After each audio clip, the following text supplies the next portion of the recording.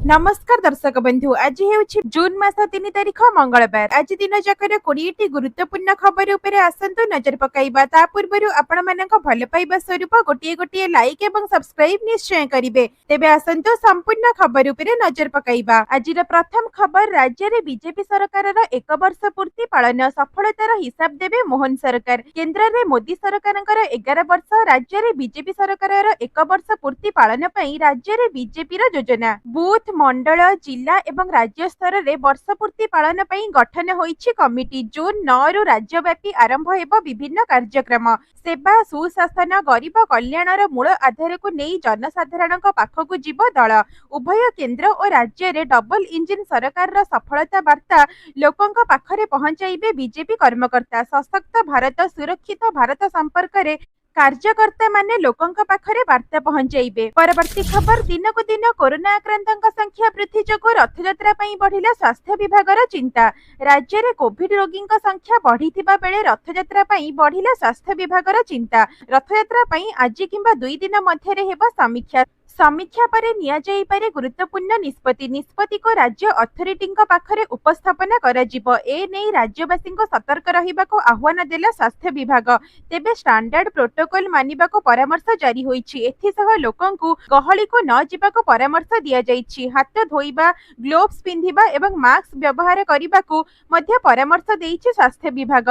सेपटे कोविड रोगी संख्या बढ़िबारे लागिछि। आवश्यकता अनुसार सबु जिला को टेस्टिंग किट जोगाई दिया जाईछि। जिला सीडीएमओ माने ए नै दायित्व रे अछंती। परवर्ती खबर, राज्य रे खूब शीघ्र लागू हेबो नुआ अबकारी नीति, आउ खोलिबो नाही नुआ मद दुकान। राज्य सरकार आनिथिबा अबकारी नीति रे पुणी थरे परिवर्तन कराजिबो। राज्य रे खूब शीघ्र लागू हेबो नुआ अबकारी नीति। ए नै अबकारी मंत्री पृथ्वीराज हरिचंदन सूचना दैछंती। चलित मास द्वितीय किंबा तृतीय सप्ताह बेलको लागू हेबो नुआ अबकारी नीति। नुआ मद नीति रे नुआ दुकान खोलिबो नाही। ए नै अन्य राज्यर मद नीति अनुध्यान पई ओडिशार 3टी टीम गस्त करिवे आंध्र प्रदेश, राजस्थान, केरल और तमिलनाडु। तेबे आसंता 7 एवं 8 तारिख बेलको फेरिबा परे पॉलिसी रे जहां बाकी अछि परिवर्तन होई लागू हेबो।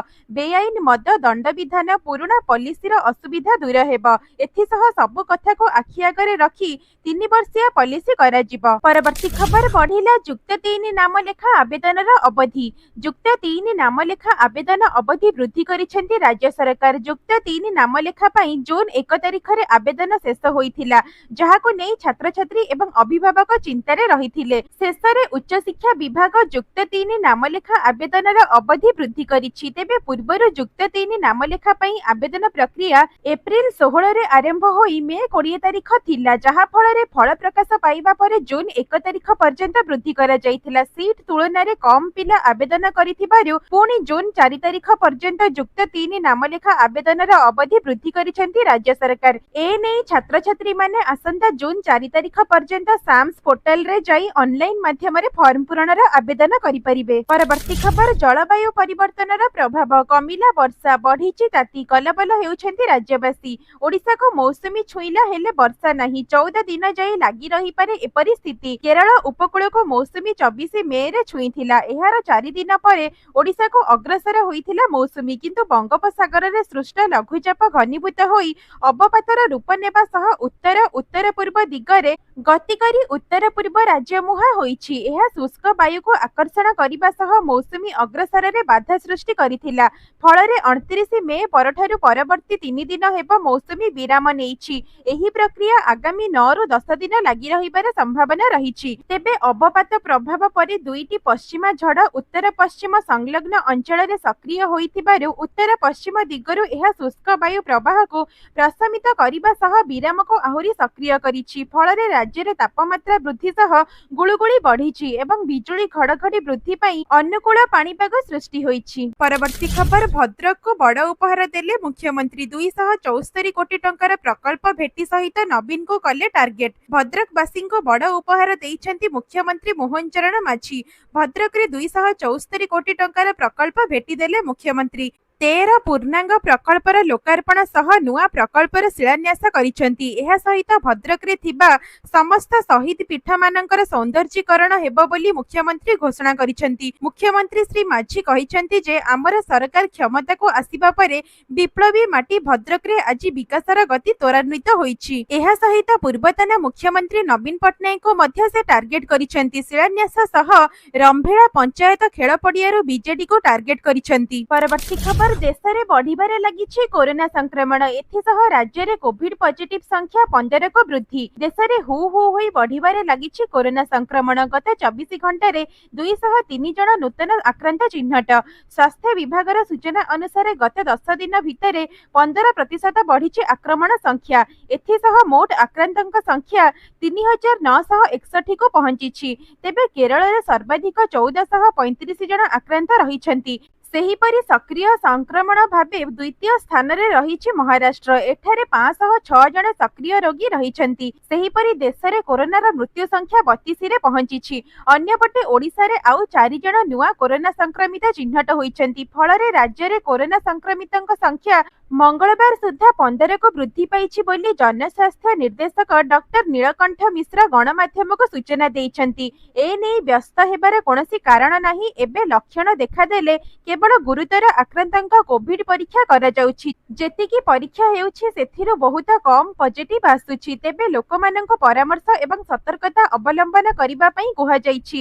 ଏଥିସହ ଗହଳି ଜାଗାକୁ ଯାଆନ୍ତୁ ନାହିଁ, ମାସ୍କ ପିନ୍ଧନ୍ତୁ, ଦରକାର ପଡ଼ିଲେ ଗ୍ଲୋଭ୍ସ ବ୍ୟବହାର କରନ୍ତୁ, ହାତ ଧୁଅନ୍ତୁ ବୋଲି ଜନସ୍ୱାସ୍ଥ୍ୟ ନିର୍ଦ୍ଦେଶକ କହିଛନ୍ତି। ପରବର୍ତ୍ତୀ ଖବର, ବଢ଼ିଲା ସୁନା ଦର। ଜାଣନ୍ତୁ କେତେ କ୍ୟାରେଟ ସୁନା ପାଇଁ କେତେ ରହିଛି ମୂଲ୍ୟ। ସୁନା ଦର ଏବେ ଆକାଶ ଛୁଆଁ ହେବାରେ ଲାଗିଛି। ତା ସହିତ ରହିଛି ଗଢ଼ା ମଜୁରୀ। ଗତ କିଛି ମାସ ଭିତରେ ସୁନା ଦର କ୍ରମାଗତ ଭାବେ ବଢ଼ି ଚାଲିଥିବାରୁ ସୁନା ବ୍ୟବସାୟ ମଧ୍ୟ ପ୍ରଭାବିତ ହୋଇଛି। ଅନ୍ତର୍ଜାତୀୟ ସ୍ତରରେ ସୁନା ଦର ବୃଦ୍ଧି ପାଉଥିବାରୁ ଏହାର ପ୍ରଭାବ ଭାରତୀୟ ବଜାରରେ ଅନୁଭୂତ ହେଉଛି।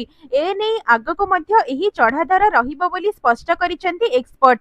ଆଜି ଭାରତୀୟ ବଜାରରେ 24 କ୍ୟାରେଟ ସୁନା ମୂଲ୍ୟ 97,310 ଟଙ୍କା ରହିଛି। ସେହିପରି 22 କ୍ୟାରେଟ ସୁନା ଦର 89,200 ଟଙ୍କା ଛୁଇଁଛି। ସେହିପରି ରାଜଧାନୀ ଭୁବନେଶ୍ୱରରେ 24 କ୍ୟାରେଟ ସୁନା ମୂଲ୍ୟ 10 ଗ୍ରାମ ପିଛା 97,640 ଟଙ୍କା ରହିଥିବା ବେଳେ 22 କ୍ୟାରେଟ ସୁନାର ମୂଲ୍ୟ 89,500 ଟଙ୍କାକୁ ପହଞ୍ଚିଛି। ସେହିଭଳି ମୁମ୍ବାଇରେ 24 କ୍ୟାରେଟ ସୁନା ମୂଲ୍ୟ 97,640 ଟଙ୍କା ଏବଂ 22 କ୍ୟାରେଟ ସୁନା ମୂଲ୍ୟ 89,500 ଟଙ୍କା ରହିଛି। ନୂଆଦିଲ୍ଲୀରେ 24 କ୍ୟାରେଟ ସୁନା ମୂଲ୍ୟ 97,790 ଟଙ୍କା ରହିଥିବା ବେଳେ 22 କ୍ୟାରେଟ ସୁନାର ମୂଲ୍ୟ 89,500 ଟଙ୍କା ରହିଛି। ଯଦି ଆପଣ ସୁନାର ଶୁଦ୍ଧତା ଯାଞ୍ଚ କରିବାକୁ ଚାହୁଁଛନ୍ତି ତେବେ ଆପଣ BIS କେୟାର ଆପ୍ଲିକେସନ ମାଧ୍ୟମରେ ଯାଞ୍ଚ କରିପାରିବେ। ପରବର୍ତ୍ତୀ ଖବର, ଏଣିକି ଭଲ ପ୍ରଦର୍ଶନ କଲେ ପୁରସ୍କୃତ କରାଯିବ, ଅବହେଳା କଲେ ଖୋଜି ଖୋଜି କାମରେ ଲଗାଯିବ। ପ୍ରଶାସନକୁ ଅଧିକ ଗତିଶୀଳ କରିବା ପାଇଁ ରାଜ୍ୟ ସରକାର ଗୁରୁତ୍ୱ ଦେଇଛନ୍ତି। ଏଣିକି ଯେଉଁ କର୍ମଚାରୀମାନେ କାର୍ଯ୍ୟରେ ଅବହେଳା କରୁଛନ୍ତି ସେମାନଙ୍କୁ ଚିହ୍ନଟ କରାଯାଇ କାର୍ଯ୍ୟରେ ଲଗାଯିବ। ଏଥିସହିତ ଯେଉଁମାନେ ଉତ୍ତମ ପ୍ରଦର୍ଶନ କରିବେ ସେମାନଙ୍କୁ ପୁରସ୍କୃତ କରାଯିବ। ପ୍ରତି ମାସରେ ବେଷ୍ଟ କର୍ମଚାରୀ ପୁରସ୍କାର ପ୍ରଦାନ କରାଯିବାକୁ ସରକାର ନିଷ୍ପତ୍ତି ନେଇଛନ୍ତି। ଉନ୍ନୟନ ଆୟୁକ୍ତ ଅନୁ ଗର୍ଗଙ୍କ ଅଧ୍ୟକ୍ଷତାରେ ଅନୁଷ୍ଠିତ ବୈଠକରେ ନିଆଯାଇଥିବା ନିଷ୍ପତ୍ତିକୁ ଯୋଜନା ଏବଂ ସଂଯୋଜନ ବିଭାଗ ପକ୍ଷରୁ ଗତ ମେ 28 ତାରିଖରେ ସମସ୍ତ ବିଭାଗକୁ ଏନେଇ ଅବଗତ କରାଯାଇଛି। ପରବର୍ତ୍ତୀ ଖବର, PM କିଷାନ। ଜାଣନ୍ତୁ କିସ୍ତିର ଟଙ୍କା ପାଇଁ କଣ ରହିଛି ଜରୁରୀ ସର୍ଭ। କେନ୍ଦ୍ର ସରକାରଙ୍କର PM କିଷାନ ଯୋଜନାରେ ଚାଷୀମାନଙ୍କୁ ବାର୍ଷିକ 6,000 ଟଙ୍କା ଆର୍ଥିକ ସହାୟତା ମିଳୁଛି, ଯାହା ସିଧାସଳଖ ଚାଷୀଙ୍କ ଆକାଉଣ୍ଟରେ 2,000 କରି 3ଟି କିସ୍ତିରେ ପଠାଯାଉଛି। ଏହି ଯୋଜନା ଅଧୀନରେ 20ତମ କିସ୍ତି ଜୁନ ମାସରେ ଜାରି ହେବା ନେଇ ସମ୍ଭାବନା ରହିଛି। ପୂର୍ବରୁ ସରକାର ଦେଶବ୍ୟାପୀ ସାଚୁରେସନ ଡ୍ରାଇଭ ଆରମ୍ଭ କରିଛନ୍ତି, ଯାହା 31 ମେ 2025 ପର୍ଯ୍ୟନ୍ତ ଚାଲିବ। ଏହି ଅଭିଯାନର ଉଦ୍ଦେଶ୍ୟ ହେଉଛି ଯେକୌଣସି ଯୋଗ୍ୟ ଚାଷୀ ଏହି ଯୋଜନାରୁ ବଞ୍ଚିତ ନ ହୁଅନ୍ତି ଏବଂ ସମୟ ମଧ୍ୟରେ କିସ୍ତି ପାଇଯାନ୍ତି। କୃଷି ମନ୍ତ୍ରାଳୟ ଦ୍ୱାରା ସମସ୍ତ ଯୋଗ୍ୟ ଚାଷୀଙ୍କୁ ଚିହ୍ନଟ କରି ଏହି ଯୋଜନା ସହିତ ଯୋଡ଼ିବା ପାଇଁ ରାଜ୍ୟ ଏବଂ ଜିଲ୍ଲାଗୁଡ଼ିକୁ ନିର୍ଦ୍ଦେଶ ଦିଆଯାଇଛି। ତେବେ ଆପଣଙ୍କୁ ଏହି ସବୁ କାମ କରିନେବା ଜରୁରୀ, ନଚେତ୍ କିସ୍ତିର ରାଶି ବନ୍ଦ ହୋଇପାରେ। ପ୍ରଧାନମନ୍ତ୍ରୀ କିଷାନର ପରବର୍ତ୍ତୀ କିସ୍ତି ପାଇବା ପାଇଁ ଚାଷୀମାନଙ୍କୁ eKYC କରିବା ଆବଶ୍ୟକ। ବ୍ୟାଙ୍କ ଆକାଉଣ୍ଟ ସହିତ ଆଧାର ନମ୍ବର ଲିଙ୍କ କରିବା ବାଧ୍ୟତାମୂଳକ ଏବଂ ଭୂମି ରେକର୍ଡ ଯାଞ୍ଚ କରିବା ଆବଶ୍ୟକ।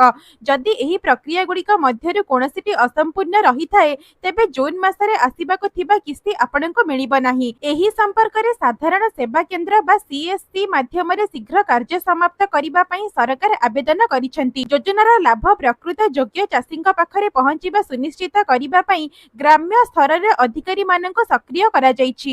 ରାଜ୍ୟ ସରକାରଙ୍କୁ ନୂତନ ଯୋଗ୍ୟ ଚାଷୀମାନଙ୍କୁ ଚିହ୍ନଟ କରିବାକୁ ଏବଂ ପୁରୁଣା ହିତାଧିକାରୀଙ୍କ ସୂଚନା ଅପଡେଟ୍ କରିବା ପାଇଁ କୁହାଯାଇଛି। ତେବେ ପ୍ରଧାନମନ୍ତ୍ରୀ ନରେନ୍ଦ୍ର ମୋଦି 24 ଫେବୃଆରୀରେ ବିହାରର ଭାଗଲପୁରରେ ଚାଷୀମାନଙ୍କୁ PM କିଷାନର 19ତମ କିସ୍ତି ଦେଇଥିଲେ। ଏହାପରେ ଜୁନ୍ ମାସରେ 20ତମ କିସ୍ତି ଜାରି ହେବା ପାଇଁ ଯାଉଛି। ତଥାପି ଏପର୍ଯ୍ୟନ୍ତ ତାରିଖ ସ୍ଥିର ହୋଇନାହିଁ, କିନ୍ତୁ ଅନୁମାନ କରାଯାଉଛି ଯେ ଜୁନ୍ ମାସରେ ଏହି ଟଙ୍କା ଆସିପାରେ। ତେବେ ଆପଣମାନେ ଆମର ଏହି ଭିଡିଓଟିକୁ କେଉଁ ଜିଲ୍ଲାରୁ ଦେଖୁଛନ୍ତି କମେଣ୍ଟ ମାଧ୍ୟମରେ ଲିଖିକି ନିଶ୍ଚୟ ଜଣାଇବେ। ପରବର୍ତ୍ତୀ ଖବର, BCCI ର ଅଧ୍ୟକ୍ଷ ହେବେ ରାଜୀବ ଶୁକ୍ଲା, 3 ମାସ ପାଇଁ ସମ୍ଭାଳିବେ କାର୍ଯ୍ୟଭାର। ଆସନ୍ତା ମାସରେ BCCI ର କାର୍ଯ୍ୟଭାର ସମ୍ଭାଳିବେ ରାଜୀବ ଶୁକ୍ଲା। ରୋଜର ବିନିଙ୍କ କାର୍ଯ୍ୟକାଳ ଆସନ୍ତା ମାସ ଅର୍ଥାତ୍ ଜୁଲାଇ 19 ତାରିଖରେ ସମାପ୍ତ ହେବ। ତେଣୁ ରାଜୀବ ଶୁକ୍ଲା ତାଙ୍କ ସ୍ଥାନରେ ଅଧ୍ୟକ୍ଷ ଭାବରେ ନିଯୁକ୍ତି ହେବ। ସେ ଆଗାମୀ 3 ମାସ ପାଇଁ ଅନ୍ତରୀଣ ଅଧ୍ୟକ୍ଷ ଭାବରେ କାର୍ଯ୍ୟଭାର ତୁଲାଇବେ। 1983 ବିଶ୍ୱକପ୍ ବିଜେତା ଟିମ୍ର ଖେଳାଳି ରୋଜର ବିନି ଚଳିତ ବର୍ଷ ଜୁଲାଇ 19ରେ 70 ବର୍ଷର ହେବେ। ତେବେ BCCI ର ନିୟମ ଅନୁସାରେ କୌଣସି ବ୍ୟକ୍ତି 70 ବର୍ଷ ବୟସ ପରେ ଅଧ୍ୟକ୍ଷ କାର୍ଯ୍ୟଭାର ସମ୍ଭାଳିବେ ନାହିଁ। ତେଣୁ ରୋଜର ବିନିଙ୍କୁ ନିଜ ପଦ ଛାଡ଼ିବାକୁ ହେବ। ତେବେ ଯେପର୍ଯ୍ୟନ୍ତ କୌଣସି ପ୍ରତିଷ୍ଠିତ ବ୍ୟକ୍ତିଙ୍କ ଚୟନ ନ ହୋଇଛି ସେ ପର୍ଯ୍ୟନ୍ତ ରାଜୀବ ଶୁକ୍ଲା BCCI ର ଅଧ୍ୟକ୍ଷ ଭୂମିକାରେ ରହିବେ। ପରବର୍ତ୍ତୀ ଖବର, କୃଷି ଭବନ କୃଷି କ୍ଷେତ୍ରକୁ ନୂଆ ପରିଚୟ ଦେବ, କହିଲେ କେନ୍ଦ୍ରମନ୍ତ୍ରୀ ଧର୍ମେନ୍ଦ୍ର ପ୍ରଧାନ। କେନ୍ଦ୍ରମନ୍ତ୍ରୀ ଧର୍ମେନ୍ଦ୍ର ପ୍ରଧାନ ଶୀତଳ ଷଷ୍ଠୀର ପବିତ୍ର ଅବସରରେ ସମ୍ବଲପୁରରେ କୃଷି ଭବନର ଉଦ୍ଘାଟନ କରିବା ସହ ମୂର୍ତ୍ତିକା ଭବନ ପରିଦର୍ଶନ କରିଛନ୍ତି।